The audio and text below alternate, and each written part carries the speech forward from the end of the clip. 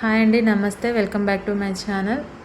ఈ వీడియోలో బీరకాయ పచ్చడిని ఎలా తయారు చేసుకోవాలో చూసిద్దాం.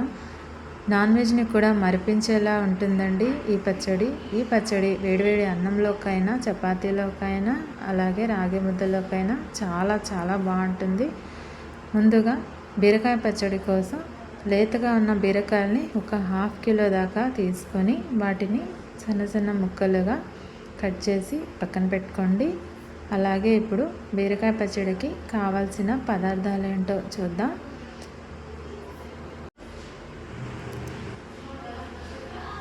చూసారు కదా, ఇలా కట్ చేసి పక్కన పెట్టుకోవాలి. ఇప్పుడు ఈ పచ్చడి కోసం కావాల్సిన పదార్థాలు: పల్లీలు, నువ్వులు, పచ్చిమిర్చి, వెల్లుల్లిపాయలు ఒక 10, మీడియం సైజు నిమ్మకాయ అంత చింతపండు, అలాగే 3 టమాటాలు మీడియం సైజు అంతవి, చిన్న కట్ట కొత్తిమీర కడిగేసి పక్కన పెట్టుకున్నాను. కాడలతో సహా వేసుకోండి, చాలా బాగుంటుంది.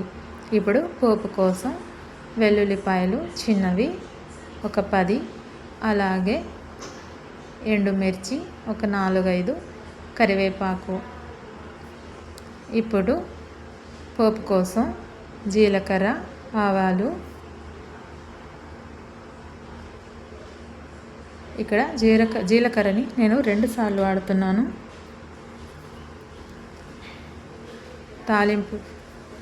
తాలింపులోను అండ్ అలాగే పచ్చడిలోను. ఇప్పుడు ముందుగా కడాయి పెట్టుకొని అందులో పల్లీలు వేసుకొని లైట్గా వేయించుకోవాలండి. మంటని మీడియం ఫ్లేమ్లోనే పెట్టుకోవాలి. మీడియం ఫ్లేమ్లో పెట్టుకొని లైట్గా వేయించి పక్కన పెట్టుకోండి. అలాగే నువ్వులు కూడా మీడియం ఫ్లేమ్లో పెట్టుకొని గోల్డెన్ బ్రౌన్ కలర్ వచ్చేంత వరకు వేయించి పక్కన పెట్టుకోండి. ఇప్పుడు అదే కడాయిలో 2 టేబుల్ స్పూన్ దాకా ఆయిల్ తీసుకొని పచ్చిమిర్చి, జీలకర్ర, కొత్తిమీర అన్నీ వేసి వేయించుకొని పక్కన తీసుకొని పెట్టుకోండి.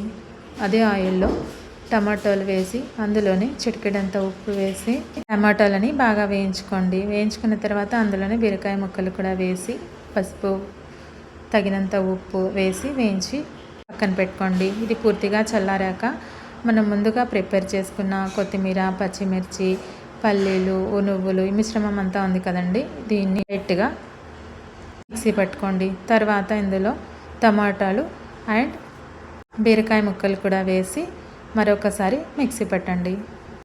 గ్రైండ్ చేసుకున్న తర్వాత పోపు కోసం ముందుగా 2 టేబుల్ స్పూన్ ఆయిల్ తీసుకొని అందులో ఆవాలు, జీలకర్ర, ఎండుమిర్చి, ఉల్లిపాయలు, కరివేపాకు అంతా వేసి తాలింపు పెట్టుకొని వేడివేడి అన్నంలో నెయ్యి వేసుకొని సర్వ్ చేసుకోవడమే. చాలా చాలా బాగుంటుందండి. ట్రై చేయండి. నాన్ వెజ్ని మించే టేస్ట్గానే ఉంటుంది. ఎలా వచ్చిందో నాకు కామెంట్లో చెప్పండి.